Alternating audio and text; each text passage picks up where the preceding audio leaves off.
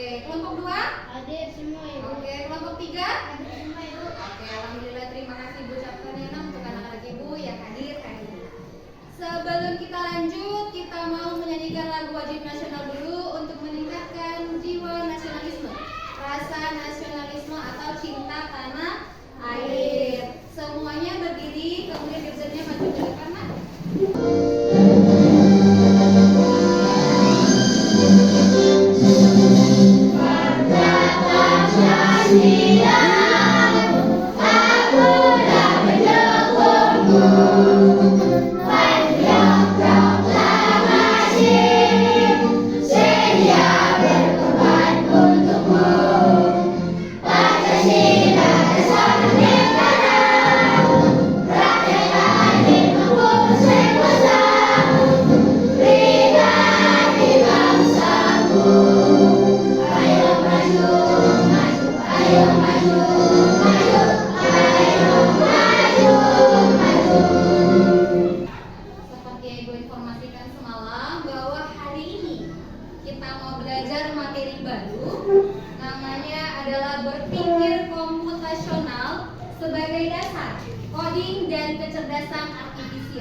Jadi walaupun ini baru pertama kali dengar, jangan langsung takut. Ya apa nih Bu coding-coding? Jangan ya.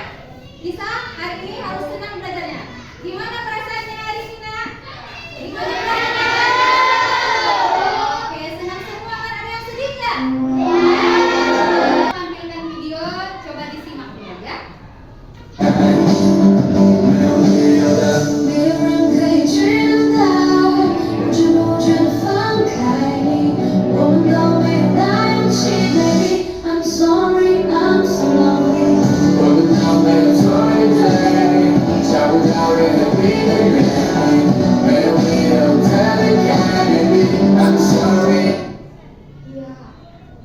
Dari video yang Ibu tampilkan, coba dulu Nak kasih satu kata.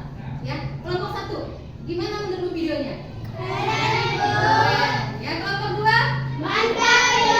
Oke, mantap. Kelompok 3 gimana? Bagus Ibu. Bagus, ada yang bilang hebat. Nah, coba perhatikan videonya ya. Ini siapa? Siswa bukan? Siswa. Mereka sama-sama kamu.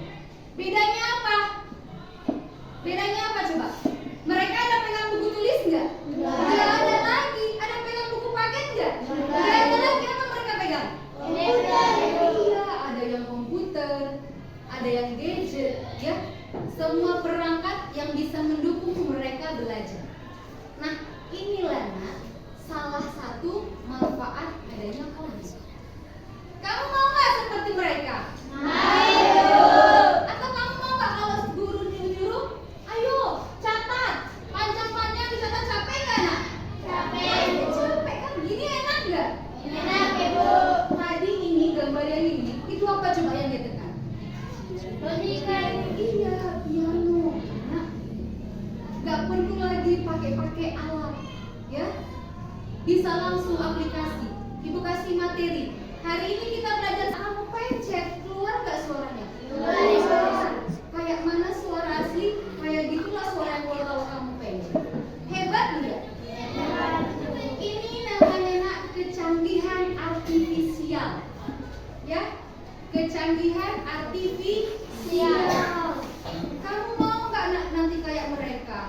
Kamu mau nggak pendidikan kita nanti bisa seperti mereka? Jadi dari sekarang kamu harus mau belajar yang namanya coding dan kecerdasan artifisial. Dari sekarang, kalau anak-anak di Cina Nak, udah bisa mereka buat program karena dilatih dari sekarang. Ya, kita lanjut dulu ya. Nah, motivasi awal.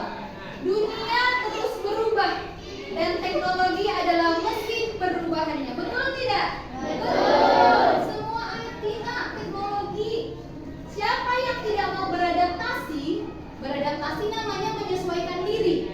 Ya? Siapa yang tidak mau beradaptasi dengan teknologi, maka lama-kelamaan akan ketinggalan zaman. Betul tidak? Betul. Anak-anak di Cina tadi sudah belajar pakai gadget, ya, pakai layar Sedangkan yang lain masih pakai buku tulis. Nyata ketinggalan zaman nggak? Iya, jauh banget kan?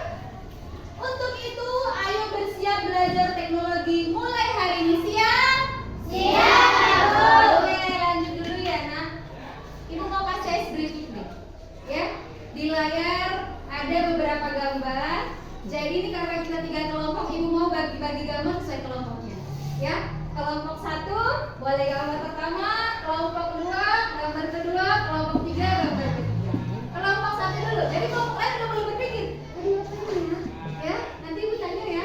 Kelompok 1 dulu. Kelompok 1 angkat tangan. Yang mana kelompok 1? Oke, Ibu mau tanya. Bermain tebak gambar. Jadi ada gambar nih. Ya, Nak. Dari gambar ini kamu susun katanya. Ya.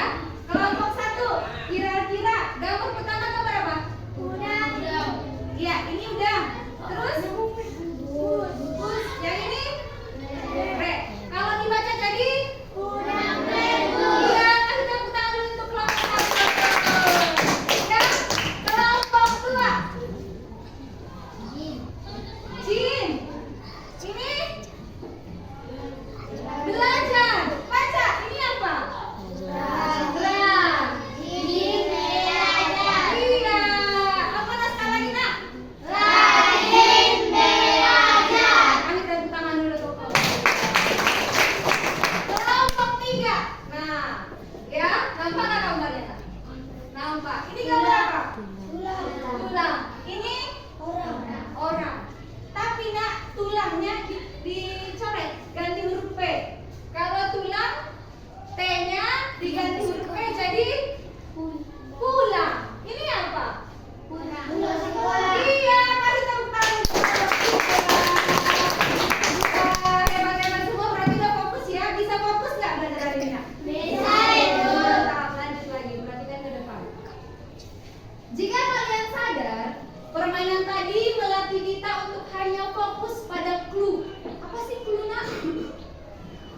Petunjuk, ya, clue-clue, ya, yang diberikan oleh gambar. Ini menunjukkan bahwa kita harus berpikir sederhana dan fokus pada instruksi perintah.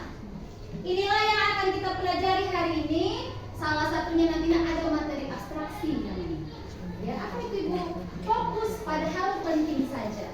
Kita fokus pada hal penting saja. Ya, nggak usah kamu perhatikan yang lain-lain. Ini apa? Nggak usah.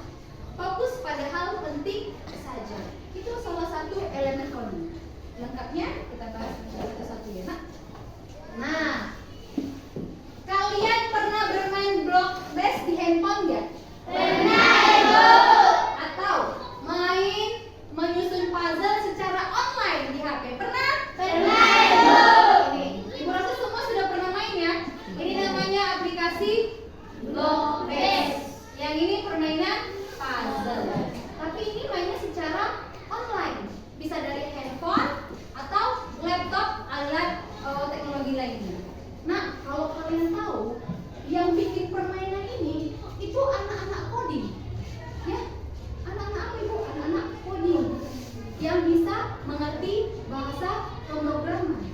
Tapi jangan karena itu kamu sudah pusing, tidak. Ini gampang bikinnya. Kalau kamu sudah belajar coding, mau nggak bisa buat permainan seperti ini, Nak? Mau, Ibu? Nah, cara kerja aplikasi di gadget berasal dari coding. Apakah teman-teman tahu apa itu coding? Ketika mendengar kata coding, kita jangan langsung membayangkan deretan rumus yang membingungkan di layar komputer ya. Coding adalah bahasa pemrograman komputer. Kita seperti membuat bahasa baru karena coding menerjemahkan bahasa manusia ke dalam bahasa komputer. Coding bisa berupa huruf, angka, kode, atau simbol yang ada di komputer. Coding dipakai untuk membuat game, website, aplikasi, dan menggerakkan robot. Semua orang bisa belajar coding, bahkan bisa dari sejak usia dini loh. Belajar coding untuk anak-anak bisa dimulai dengan cara yang paling sederhana. Misalnya memasang gambar yang sama dan menyusun mainan balok di gadget. Kita juga bisa membuat aplikasi game sederhana hanya dengan beberapa kalimat program. Wah, asyik kan? Belajar coding sejak kecil punya banyak manfaat loh. 1. Melatih berpikir. Secara tidak langsung, kita harus berpikir runut dan teratur. Bila menemukan kendala, kita juga dilatih untuk menyelesaikannya. 2. Mengasah kreativitas. Belajar coding melatih kita untuk kreatif, karena kita dilatih untuk membuat berbagai inovasi untuk membuat suatu karya. 3. Terampil dalam teknologi. Tidak hanya sekedar mengerti cara memainkan aplikasi di gadget, kita pun terbiasa dengan teknologi. Bahkan kita juga bisa membuat aplikasi baru atau website baru. Pada masa depan, teknologi internet akan semakin maju. Teknologi robotik juga akan semakin berkembang, jadi ahli coding akan banyak dibutuhkan. Jadi, siapa yang tertarik belajar coding? Jadi anak-anak, siapa yang tertarik belajar coding? Mau nggak? Mengapa coding dan kecerdasan artifisial penting? Kecerdasan artifisial itu bahasa Indonesia yang dibakukan. Jadi kalau bahasa Inggrisnya sudah sering kalian dengar, namanya AI. Pernah dengar nggak? AI.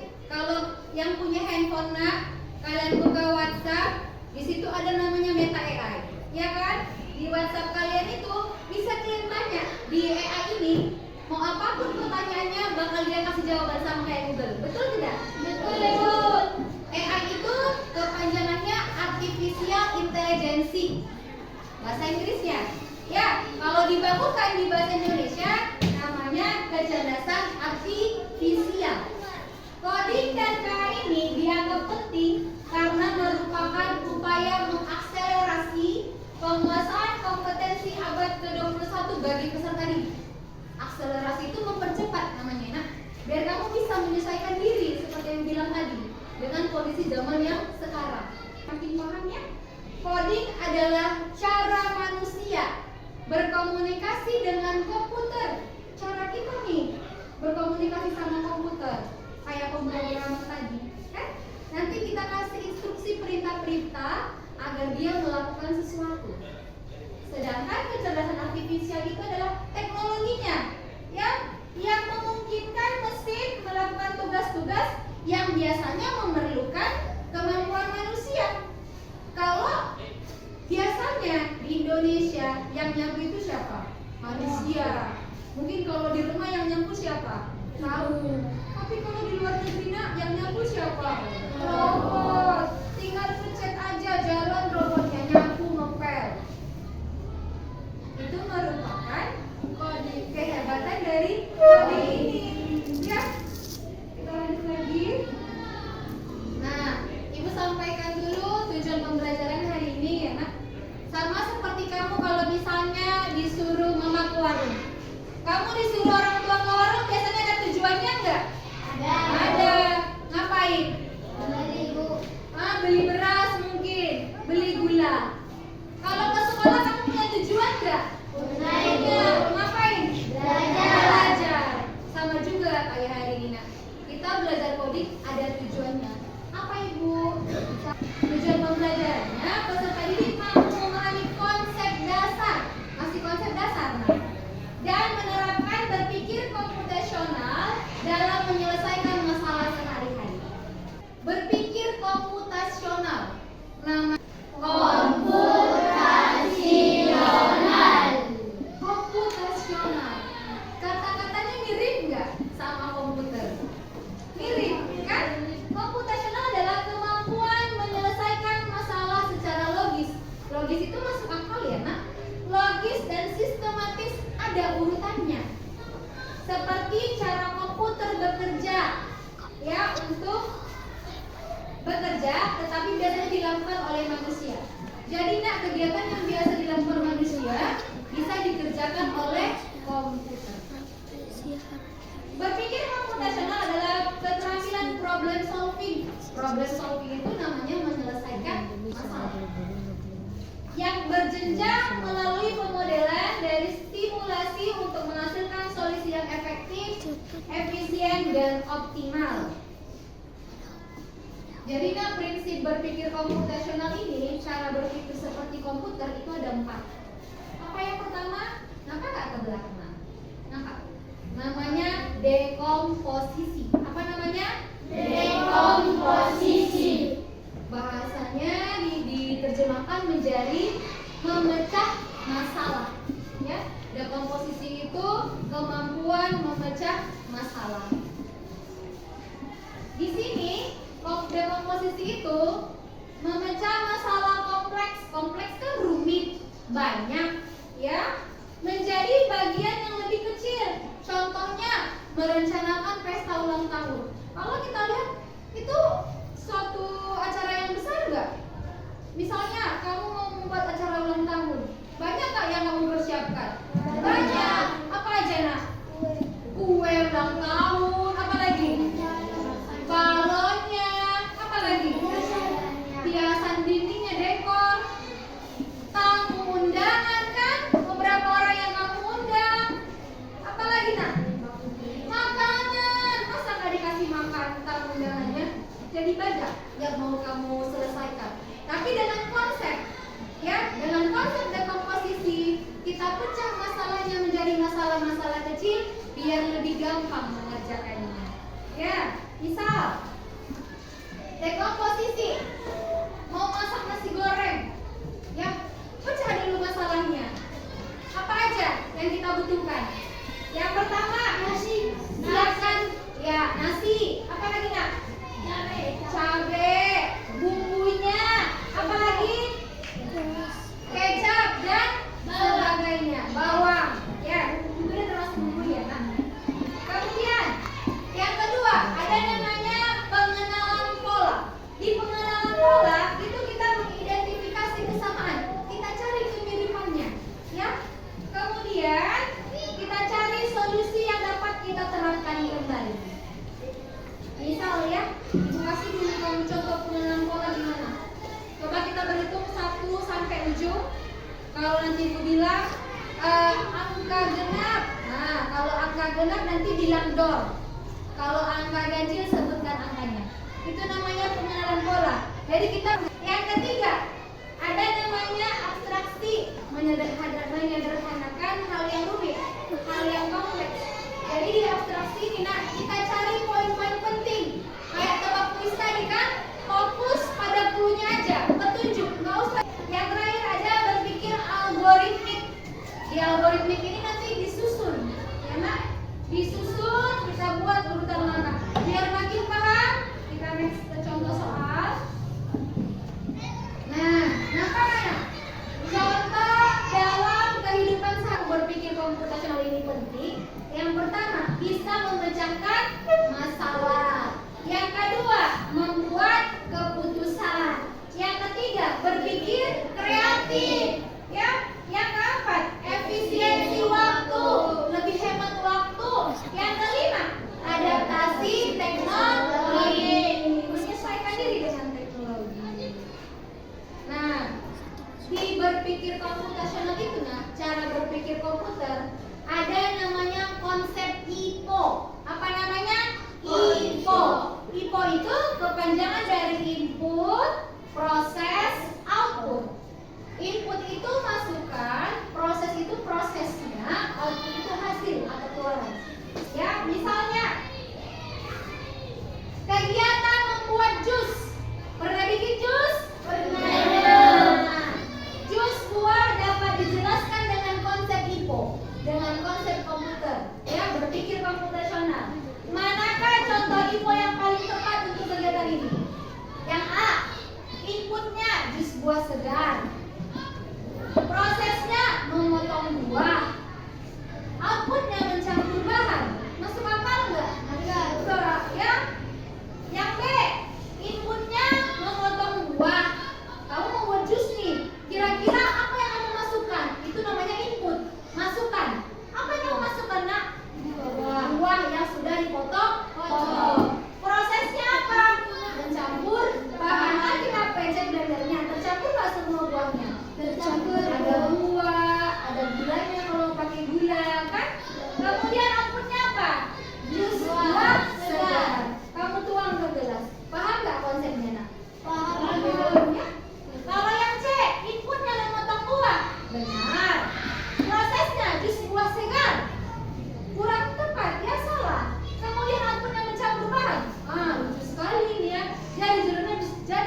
buah segarnya baru dicampur.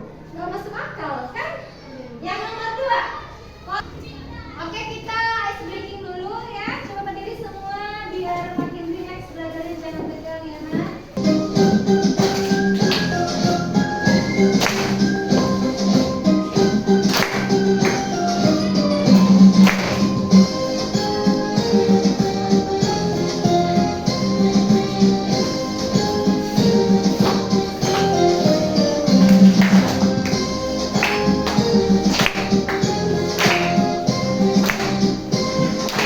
Sampai sini sudah paham? Oke. Sekarang kita masuk ke LKPD ya, Nak. Diskusi kelompok. Siapkan LKPD-nya. Nah, ini nanti kelompoknya kerjasama ya, Nak. Biar Ibu tahu siapa yang sudah paham, siapa yang belum. Gampang kok tugasnya, Nak. Cuma menentukan nih yang mana input, proses, output. Misalnya memasak nasi, inputnya apa? Apa tadi inputnya kalau masak nasi? Beras, kan? Coba dibagi dulu bentuk kelompok, ya. Coba.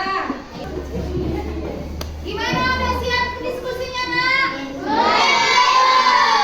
Karena waktunya 15 menit sudah habis, sekarang kita presentasikan dulu ya. Kelompok yang mau tampil siapa?